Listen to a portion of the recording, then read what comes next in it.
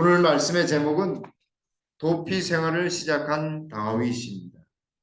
도피 생활을 시작한 다윗.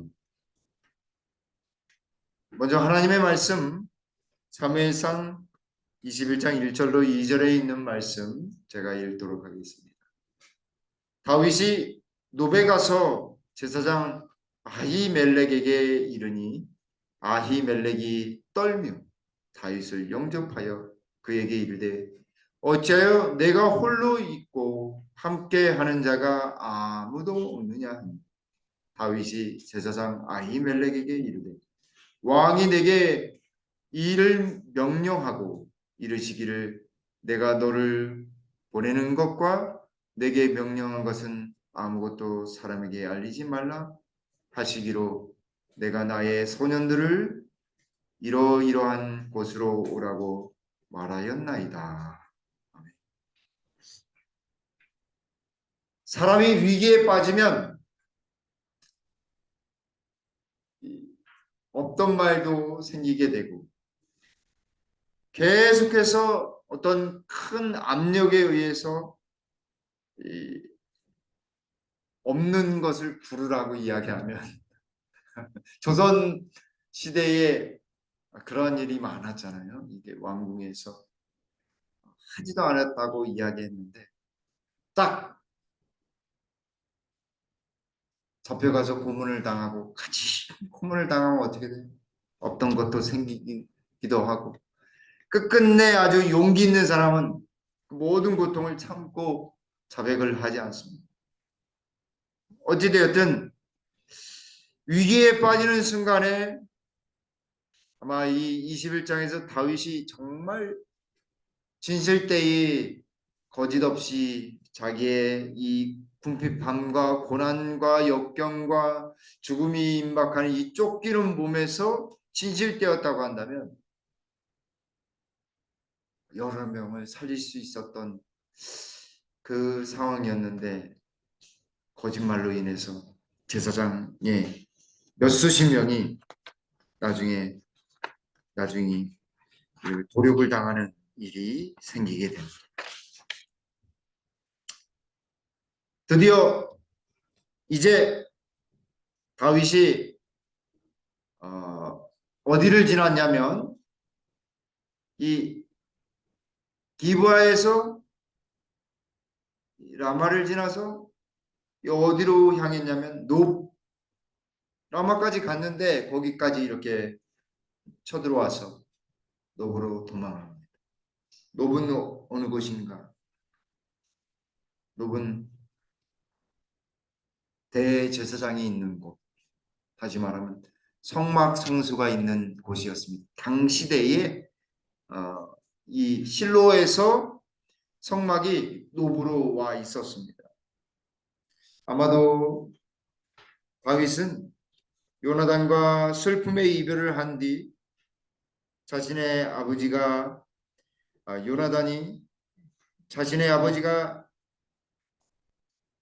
너를 죽이려 한다라고 하는 슬픈 소식을 가지고 언약을 맺으면서 울면서 막 통곡하면서 그런 다음에 헤어져서 급기야는 어디로 갔냐면 노브로 가게 된 것입니다. 방금 말씀드렸듯이 그곳은 성막이 있는 대제사장이 있는 곳입니다. 여기 기브아에서 약간 동쪽 아래쪽으로 이렇게 사해 쪽에 가까운 곳에 있죠. 예루살렘 성이 옆에 있고요. 사울이 통치하는 동안에 이곳은 성막이 있었던 종교의 중심지였습니다. 하나님의 성소가 있었기에 성막이 있었기에 그런 것입니다. 여기 우리가 살펴본 1절과 2절 말씀에 살펴본 아히멜렉은 누구의 자손이었냐면 엘리 제사장의 손자였습니다. 저희 자손이었습니다. 이 엘리의 아들 비누아스의 손자가 바로 아히멜렉이었습니다. 그런데 이 다윗이 노베 가면서 아히멜렉을 만난 이 사건을 통해서 몇 명의 제사장이 다음 장 사무엘상 22장에 보면 사울이 그곳에 쳐들어와서 제사장을 85명이나 죽이게 됩니다. 왜 죽였는가? 다윗을 만났기 때문에. 다윗과 뭔가 이게 내통을 한 것으로 착각해서 사울이 죽이게 됩니다. 몇 명이나요? 85. 우리가 말씀을 보면서 살펴보겠지만 이러한 일들을 통해서 다윗을 만남으로 인해서 죽음이 임박했음을 어떻게 알 수 있냐면 1절과 2절에 1절에 아히멜렉이 환영하며 다윗을 영접하였다라고 안 돼 있고 떨면서 영접하였다라고 했습니다.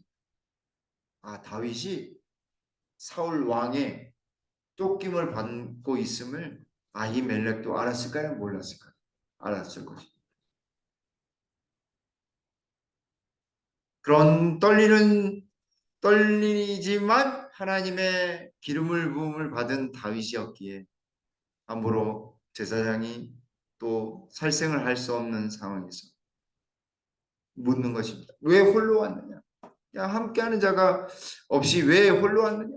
왕이 명령을 이렇게 내려서 소년들은 저쪽으로 가라고 하고 저만 왔습니다. 라고 해서 그래서 여기 노비라고 하는 곳에 도착을 한 것입니다. 다윗은 왕의 특명을 받았다라고 하는 이 거짓말을 통해서 아히멜렉을 제사장 아히멜렉을 이렇게 진정시키고 그곳에서 진설병을 얻어먹습니다. 그러나 이러한 거짓말을 통해서 사울은 노베에 있는 85명의 제사장을 다 죽여요. 그냥 한 명만 죽이면 되는데 아히멜렉만 죽여도 돼요. 근데 죽이면 안 됐죠. 제사장을 함부로 죽일 수는 없었습니다. 하나님의 명령에 의해서 그가 정말 하지 말아야 될 죄나 성소에 만지지 말라고 하셨던 그 기물들을 만지게 되면 이제 죽게 되는데 그러한 일이 아니고서는 제사장을 함부로 죽일 수 없었습니다. 이 장면을 우리 부조선지자에서는 이렇게 설명하고 있습니다. 제사장은 다윗이 걱정과 슬픔을 띤 얼굴로 혼자 급히 온 것을 보고 몹시 놀라 그를 바라보고 소문도 소문이지만 다윗이 얼마나 걱정하고 슬픔을 띤 얼굴로 혼자 급히 왔는지 그의 얼굴에 정말 그런 고단함과 걱정과 슬픔이 녹아들었을 것입니다. 그래서 제사장이 물었던 것입니다. 어떻게 이렇게 혼자 왔느냐? 슬픔과 걱정의 얼굴을 한 다윗의 얼굴을 보고 제사장은 지레짐작 이야기한 것입니다. 젊은이는 발견되지 않았을까 하는 끊임없는 두려움에 쌓여 극도의 궁지에 몰려 거짓말을 하였다. 다윗이 거짓말한 것입니다. 그러니까 다윗이요 정말 훌륭한 사람이기도 하지만 이렇게 죽음의 위협이 있는 순간에 무엇을 했어요? 거짓말을 한 것입니다. 다윗은 제사장에게 자기가 왕의 은밀한 사명을 띠고 왔다. 그래서 특명을 받고 왔기 때문에 혼자 왔다 이야기하는 것입니다. 그러나 이런 거짓말은 사실은 무엇의 결과이냐면 여기 아주 분명하게 말씀하고 있습니다. 여기서 다윗은 하나님께 대한 믿음의 부족을 나타내었고 그의 죄는 대제사장의 죽음을 초래하는 결과를 가져왔다. 다윗의 이 거짓말 한마디 때문에 대제사장이 죽고 85명의 사람이 그것도 제사장이 하나님의 사람 제사장들이 죽게 되는 것입니다. 차라리 아주 있는 그대로 진실되이 이야기했다고 한다면 그것을 아히멜렉이 사울 왕에게 고해서 제사장과 대제사장인 이 아히멜렉 자신도 살았을지 모르겠습니다. 그리고 다윗도 하나님께서 그를 인도하신다는 확신을 가지고 믿음을 가졌기 때문에 그도 살았을 것입니다. 근데 다윗의 이 거짓말 때문에, 믿음의 부족 때문에 죽음이 초래된 것입니다. 죄는 그러한 결과를 낳게 되는 것입니다. 죄는 이 땅에서의 결과뿐만 아니라 영원이란 결과도 그 결과를 받을 수 있게 되는 것입니다.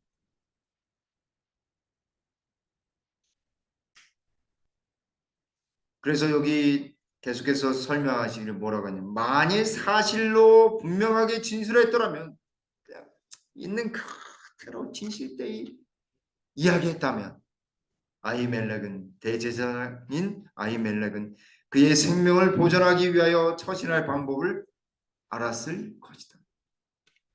하나님께서는 가장 큰 위협 중에서라도 진실이 당신의 백성의 표가 되기를 요구하시다. 가장 위기의 순간, 가장 막 이 위험에 빠졌을 때 차라리 거짓말하기보다 진실되게 있는 그대로 말하면 결과는, 그때 당시에는 힘들지만 다윗의 거짓말로 인해서 제사장 85명이 죽는 참담한 일은 일어나지 않는 것처럼, 우리도 하나님 앞에 진실되이 이야기하면 그 이상의, 그 진실되게 말하는 순간 치욕스럽고 고통스럽지만 그 진실을 말함으로 인해서 그 다음부터는 어때? 그런 결과가 이르러 오지 않는 것입니다. 하나님도 우리가 진실되이 거짓말하지 않기를 원하시는 것입니다. 당신의 백성의 표가 바로 그러한 것이다 라고 하는 것입니다. 성실하며 온전히 진실되게 하나님은 요구를 하시는 것입니다. 우리 모두가 하나님 앞에 언제나 위험의 순간이라 할지라도 진실되이 하나님의 표를 나타내게 되길 간절히 바라겠습니다. 이런 후에 다윗이 배가 고팠어요. 얼마나 혼자서 왔으니 누가 도와줄 사람도 없고, 혹여 어느 마을에 들어가면 사울의 이 앞잡이나 아니면 스파이나 병사가 있어서 자기를 공격할 수 있기 때문에 들어가지도 못하고 밥을 굶고 노까지 온 것입니다. 그래서 제사장한테 떡을 좀 달라고, 먹을 것을 달라고 이야기한 것입니다. 먹을 것을 달라고 하니까 뭐밖에 없냐면 진설병을 예, 가려놓은, 그러니까 안식일날 새로운 떡을 가려놓잖아요. 다시 드리잖아요. 그리고 헌 떡을 제사장이 가져옵니다. 그래서 대제사장이 그걸 가져와서 제사장들한테 이제 주기도 하고 대제사장이 먹기도 합니다. 그것을 가져왔는데 그것을 달라고 이야기하는 것입니다. 그래서 보통 떡은 없고 거룩한 떡이 있는데, 네가 정결하면 여자를 가까이 하지 아니하면 3일 동안 가까이 하지 아니하였으면 내가 이 떡을 주겠노라 이야기하는 것입니다. 왜냐하면 다윗은 이 군사의 이 군대를 이끄는 장군으로서의 역할을 했기 때문에, 또 잘못 주지 않으면 그리고 더군다나 제사장이 굶은 사람한테, 가장 연약한 사람이거든요. 아주 굶은 사람한테 그것을 주는 것은 죄악시 여기지 않기 때문에 그렇습니다. 이 사건이 예수님 당시에 바리새인들하고 이야기할 때 나오게 됩니다. 뭐 할 때 나오냐면 이 예수님의 제자들이 길을 가다가 밀 이상을 어떻게 해요? 다 이렇게 비벼가지고 먹었어요. 안식일 날. 그러니까 뭐라 그래요? 아, 너 안식일 범했다고 막 바리새인들이 그러니까. 너 다윗이 어디 가서 뭘 먹은 줄 아니? 진설병을 먹었어. 하나님의 성소에 가서 진설병을 먹었어. 그것도 죄가 되느냐? 허기 가진 사람에게는 그런 것이 일이 되지 아니하고 어, 그렇게 할 수 있음을 예수님이 이야기하는데 이 사건이 바로 그 사건인 것입니다.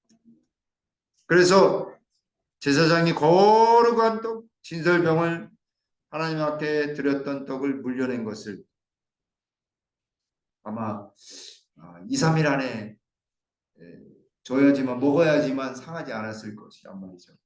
아마 2, 3일 안 씻고 지난 다음 2, 3일 안에 이 사건이 벌어지지 않았나 봅니다. 다윗이 하나님께 드렸던 그 떡을 먹게 되는데 그 떡은 바로 생명의 떡이신 예수님을 상징합니다. 예수님의 은혜를 상징해요. 예수님의 임재를 상징해요. 예수님과 항상 함께 하겠노라고 가장 피신해야 될 곳이 어딘가 고민했어요. 들판의 바위에 숨었다가 요나단과 헤어진 다음에 다윗의 머리에 스쳐 지나가요. 누구에게 피난 가야 될까? 어디로 가야 될까? 하나님에게 간 것입니다. 하나님이 계신 성막으로 간 거예요. 근데 거기까지는 괜찮았는데 뭘 했어요? 진실되게 하지 아니하고 거짓말을 한 거예요. 하나님도 진설병 먹는 것도 허용하시고 다 주셨는데 그 일로 인해서 많은 사람들이 제사장들이 죽게 되는 것입니다. 성막이 실로에서 이곳으로 노브로 옮겨졌고 대제사장 아히멜렉이 여기서 봉사하였다. 다윗은 하나님의 종에게 밖에는 어느 다른 곳에서 피신할 곳을 찾지 못했다. 오로지 하나님밖에 피신할 곳이 없는 거예요. 캄캄히 우리의 마음이 어두워졌을 때 가장 나를 사랑하시고 가장 나를 보호하시는 분은 우리 하나님이십니다. 하나님밖에 없어요. 아무리 가까운 사람이라 할지라도 아무리 가족이라 할지라도 나의 모든 것을 아시고 나의 마음까지 내가 살피지 못하는 그 마음속 깊은 곳까지 살피시는 분은 하나님밖에 없는 것입니다.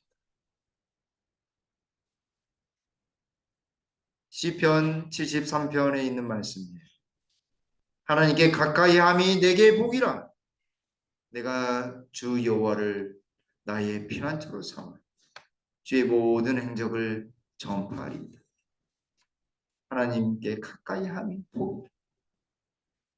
하나님과 가까이 함. 예배를 드리면 하나님과 가까워집니다. 우리가 더욱 기도할 때 하나님과 가까워집니다. 우리가 말씀을 볼 때마다 펼 때마다 하나님이 우리와 함께 하십니다. 우리가 공경에 처했을 때 우리가 하나님께 가면 하나님은 우리의 피난처 되십니다. 시편 91편 9절에 나는 여호와를 향하여 말하기를 그는 나의 피난처요 나의 요새요 내가 의뢰하는 하나님이라 하리니. 하나님을 향하여 세상을 향하여라고 안 하고요. 나는 여호와를 향하여 그는 나의 피난처 나의 요새요 나의 의뢰하는 하나님. 왜 이렇게 하나님을 향했을까요? 세상을 향하여 다른 사람을 향하여 이렇게 이야기해야 되는 게 아닌가요?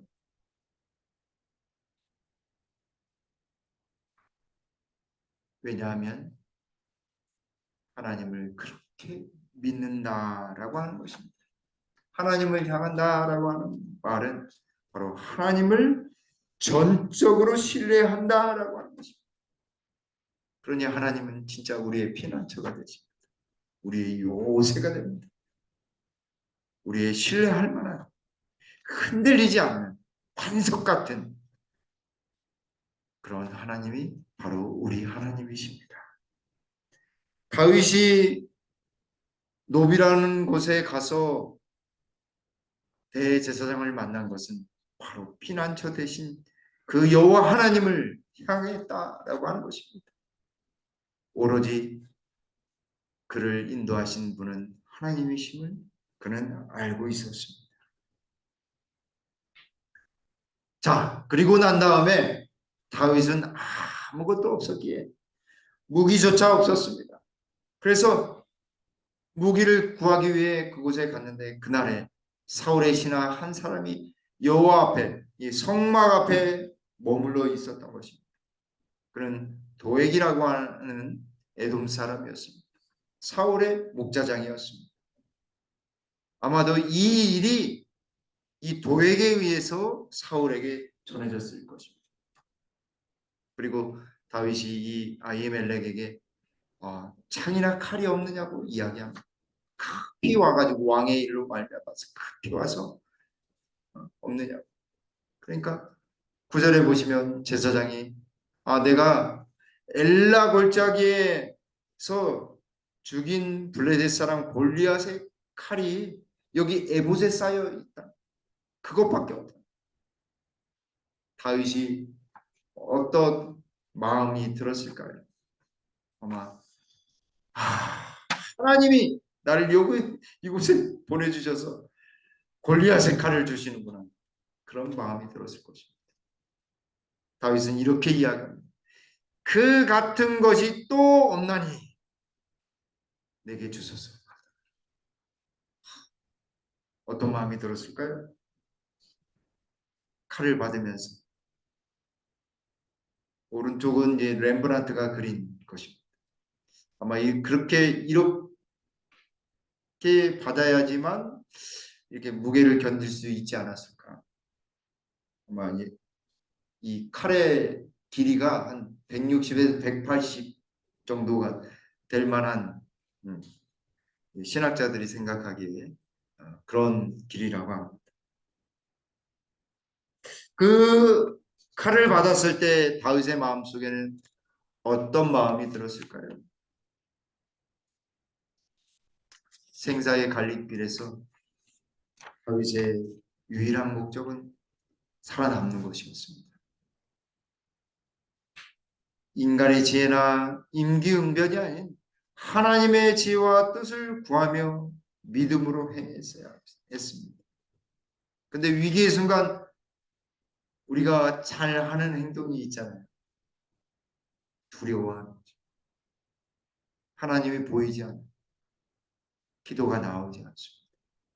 말씀이 보이지 않습니다. 믿음으로 행해야 되는데 그 위기의 순간 믿음으로 행해야 될 가장 절실한 그 순간에 다윗도 흔들렸던 것입니다. 다윗도 위대한 사람인 것처럼 보이지만요. 우리가 똑같은 성장을 가진 불안한 존재였습니다. 그러나 진정한 그리스도인들은요. 위기 때나 평상시나 어떻게 해야 되냐면 동일해요. 마치 예수님처럼 풍랑이 불 때나 풍랑이 불지 않을 때나 항상 동일한 모습이에요. 믿음은 어느 때에 나타나냐면 위기 때에 분명히 나타납니다. 평상시에는 잘 안 나타나요. 상록수가 푸르다는 사실을 언제 아냐면 여름에는 잘 모릅니다. 겨울에 알아요. 상록수가 위기 때에 나타나. 그래서 각시대의 대쟁투 첫 장에 위기의 순간에 대해서 이야기하면서 그 마지막 때에 이 낙엽과 상록수가 다 차이가 날 것을 이야기하고 계십니다. 왜냐하면 진정한 믿음, 신앙은 사랑으로 역사하는 믿음을 가지고 있기 때문에 사랑은 언제나 변하지 않잖아요. 그 대상이 변하지 않잖아요. 나 외엔 다른 신을 내게 있게 말지니라. 믿음 또한 그런 것입니다. 근데 다윗이 그렇게 흔들렸음에도 불구하고 믿음이 없어서 거짓말을 했음에도 불구하고 하나님을 찾음으로 인해서 그는 또다시 용기를 얻게 됩니다. 다윗은 이 사람을 보고 급히 다른 피난처를 찾기로 결심하고 필요한 때에 자기를 방어할 어떤 무기를 얻고자 했다. 그 고액이라고 하는 사울의 사람 때문에 급히 다른 곳에 빨리 가야 되는데 뭐가 있어야 되겠어요? 무기가 있어야 하는 것입니다. 그래서 전에 블레셋 사람의 전사를 죽이는데 사용했던 칼을 잡을 때에 다시 다윗의 용기가 어떻게 했다고요? 회복됐다. 우리가 낙심했을 때 우리가 정말 어떻게 될지 암담할 때 하나님의 무기를 들어요. 하나님의 무기. 하나님의 말씀으로 돌아가는 하나님께 기도하는 일이 있어야 하는 것이에요. 하나님께 돌아가면 용기가 생기는 것입니다. 진정한 용기는 무슨 용기냐면 회개할 수 있는 용기가 있어요. 하나님께로 돌아가는 용기. 다른 사람에게 나의 잘못을 인정할 수 있는 마음. 그래서 그것을 잘 못하는 사람들은 미안하다는 말을 잘 못하는 사람들은요. 자기의 자존심을 자꾸 내세우려고 하는 사람. 그러나 나의 것을 그대로 이렇게 나타내려고 하는 사람은 있는 것을 인정하려고 하는 사람은 누가 보이냐면 하나님이 보입니다. 그리스도인 교회. 진짜 겸손한 사람은 있는 그대로 진실되이 하나님께 나아가는 것입니다. 그것이 어느 누구 앞이라도 진실되이 나가야 하는 것입니다. 아무리 왕이라 할지라도 아무리 제사장 앞이라 할지라도 하나님 앞이라는 사실보다는 앞서지 않기 때문에 그렇습니다. 그러니 우리 모두가 언제나 시련과 고통 속에서도 고난 속에서도 하나님께 나아가게 되기를 간절히 바랍니다. 그런데 하나님께 나가야 된다라고 딱 용기를 얻고 난 다음에 그것으로 끝났다고 한다면 좋았을 것을 다윗이 사울 때문에 여기 10절에 보니까 그날에 다윗이 사울을 무엇하여 라고 했어요? 또 두려워하는 거예요. 두려워하여 일어나 무엇했냐면 도망하여. 피했다라고 안 하고요. 갔다라고 안 하고요. 도망했다라고 아주 직설적으로 표현합니다. 또 어디냐면 가드라고 하는 곳에 가게 됩니다. 가드는 누가 있었던 곳이냐면 블레셋 장군 골리앗이 거기 출신이에요. 거기 출신. 아기스가 있는 가드왕 아기스가 있는 곳으로 피난 것입니다. 근데 갔더니 신하들이 뭐라고 해요? 이 왕한테 아기스 왕한테 왕이시여. 저 다윗은 여인들이 무리가 춤추고 노래하기를 사울이 죽인 자는 천천히요 다윗은 만만이다라고 그렇게 노래를 부른 그 사람입니다. 그리고 누구를 죽였어요? 골리앗을 죽인 사람. 그러니까 이 소리를 누가 들었냐면 12절에 다윗이 이 말을 듣고서 마음에 뒀어요. 여기 있다가는 어떻게 되겠어요? 쥐도 새도 모르게 죽을 수 있는 것 같아요. 그래서 가드왕 아기스를 무엇했다라고 하냐면 10절에서는 두려워하여 일어나 도망하였고 12절에서는 그 이 이야기를 듣고 가드왕 아기스를 심히 두려워하여 그런 다음에 13절에 무슨 행동을 하냐면 그의 행동을 변하여 미친 체하고 대문짝에 그적거리며 침을 수염에 흘리며 미친 척한 거예요. 미친 척. 진짜 다윗이 하다 못해 하나님의 사람이 하나님의 기름 부음 받은 왕의 제목이 미친 척하는 것이죠. 하나님이 보여요, 안 보여요? 안 보여요. 하나님이 보이지 않으니까 심히 두려워요. 사울을 두려워하였고 가드 왕 아기스한테 갔더니 또 이런 소리 들으니까 심히 두려워하는 것입니다. 세상을 두려워하고 사람을 두려워하는 것입니다. 무저전자에 이렇게 말씀합니다. 이는 그가 사울의 영토보다 그의 백성의 원수들 가운데가 더 안전하다고 느꼈기 때문에 이 어리석은 생각을 하게 되는 것입니다. 미친 짓 아니고 침을 질질 흘리니까 가드왕이 뭐라면, 야 어디에서 미치광이가 없어서 여기, 응? 저 미치광이를 여기까지 우리 궁궐까지 데려와니 당장 내주시라. 당장.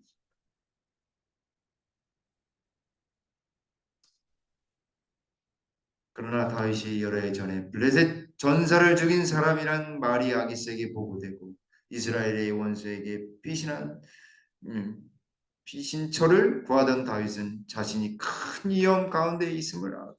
그러나 그는 미친 것처럼 가장하여 그의 원수들을 속여 도망하였다. 여러분, 몇 번 다윗이 실수를 범했어요.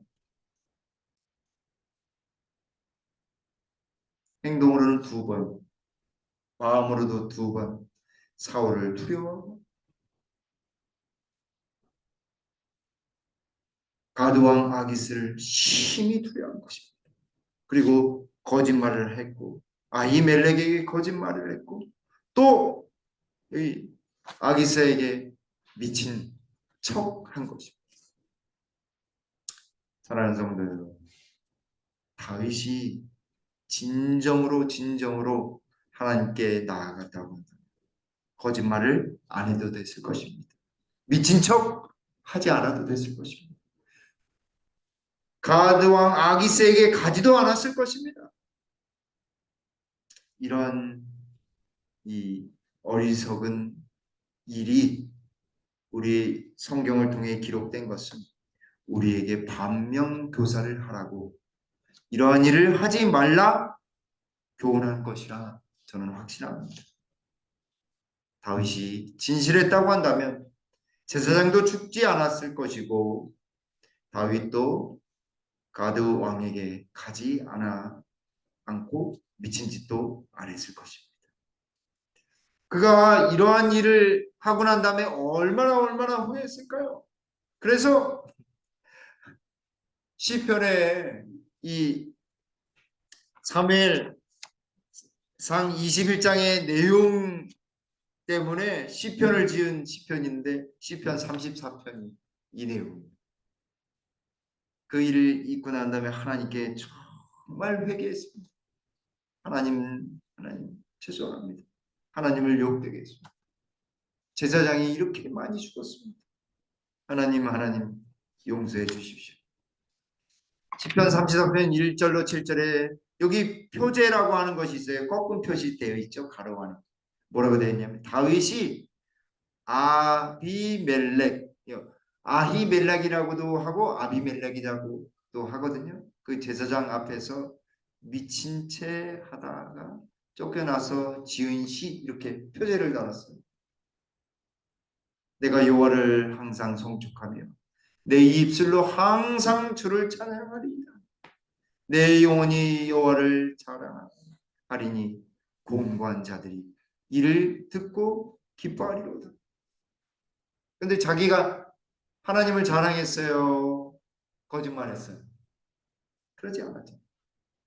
나와 함께 여호와를 광대하시다 하며 함께 그의 이름을 높이세. 내가 여호와께 간구하며 내게 응답하시고 내 모든 두려움에서 나를 건지하라. 그들이 주를 앙망하고 광채를 내었으니 그들의 얼굴은 부끄럽지 아니하리로다. 6절과 7장 한번重複해서 보겠습니다. 이 공고한 자가 부르짖음에 여호와께서 들으시고 그의 모든 환난에서 구원하셨도다. 여호와의 천사가 주를 경외하는 자를 둘러 진치고 그들을 건지시면 도다. 사랑하는 성도들, 그제서야 깨달았어요. 다윗이 내가 미친 짓 안 해도 되는데 하나님이 나와 함께 하시고 내가 간구할 때 나를 환난에서 구원하여 주셨을 것입니다. 여호와의 천사가 하나님을 경외하는 자를 부르는 인쳐 주셔서 건지실 것인데 내가 너무 앞장섰구나. 하나님 용서해 주십시오. 사랑하는 성도, 우리도 이런 우를 범하지 말아야 하겠습니다. 하나님보다, 기도보다, 말씀보다 앞장서는 일이 있어서는 안 되는 것입니다. 염려하지 마십시오. 그 힘든 일이 있다고 한다면 하나님께 나아가게 되길 간절히 바랍니다. 공고한 자가 부르짖음에 여호와께서 어떻게 하신다고요? 들으시고, 근데 이 들으시는 것이 그냥 이렇게 듣는 스피커에 나오는 이 저의 목소리를 듣는 이런 자연적인 들으심이 아니라 귀 기울여서 아기가 신음하는 소리를 듣는 것처럼 호흡 소리를 듣는 것을 듣는다라고 하는 것입니다. 그렇게 귀 기울여서 간절하게 듣는 것입니다. 하나님은요 그런 분이세요. 여호와의 천사가 주를 경외하는 자들을 둘러 진치고 그들을 건지시는도다. 우리의 눈이 여호와의 천사가 우리를 둘러 진친 것을 볼 수 있는 믿음을 하나님께서 주시기를 간절히 바랍니다. 다윗의 최초의 과오는 노베서 하나님을 불신한 것이었고 두 번째 잘못은 아기스 앞에서 행한 기만이었다. 다윗은 고생한 품성의 특성을 드러내었고 그의 도덕적 가치는 그로 하나님의 총애를 받게 하였었다. 그러나 그에게 시련이 이를 때에 그의 믿음은 흔들리고 인간적 약점을 나타내었다. 다윗도 흔들렸던 것입니다. 그러나 중요한 것은 그 흔들림 속에서 낭망한 것이 아니라 다시 일어나서 누구에게로 갔다라고 하는 거예요? 하나님에게로 갔다라고 하는 사실입니다. 이 경험은 다윗에게 지혜를 가르치는데 도움이 되었으니 이는 이것이 그로 하여금 자신의 연약함과 끊임없이 하나님을 의지할 필요를 어떻게 해주었다고요? 깨닫게 해주었다. 여기에 키포인트가 있는 것입니다. 아무리 연약하다 할지라도 아무리 쓰러진다 할지라도 우리가 하나님을 저버려서는 안 된다라고 하는 것입니다. 우리의 연약함, 우리의 나약함에도 불구하고 끊임없이 하나님을 필요로 하고 의지할 필요가 있다는 사실을 성령께서 우리와 함께 감화를 주셔서 그것을 깨닫게 하신다는 사실입니다. 그래서 여기 후반부에 하나님의 성령의 아름다운 감화는 얼마나 귀중한 것인가. 죄 많은 자를 온유하게 다루시고 우리가 어떤 큰 슬픔에 짓눌려 있을 때와 역경에서 당신의 인내와 친절을 나타내시는 우리 하나님은 얼마나 고마우신 분인가. 사랑하는 성도, 하나님은 언제나 인내하시고 친절히 우리와 함께 하시는 분이십니다.